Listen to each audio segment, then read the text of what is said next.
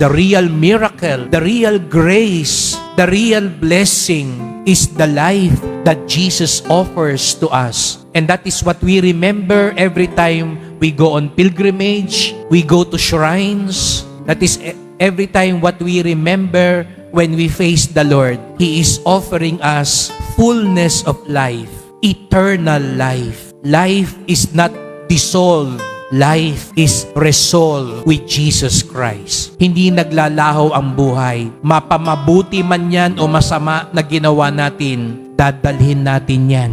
Kaya mas mabuti nang ang madala nating mas marami sa bagahe ay yung mabuti. Siguro yung mga pilgrims, namimili na kayo kung ano ilalagay nyo sa bag nyo. Travel light. Unahin nyo kung anong dapat dalhin.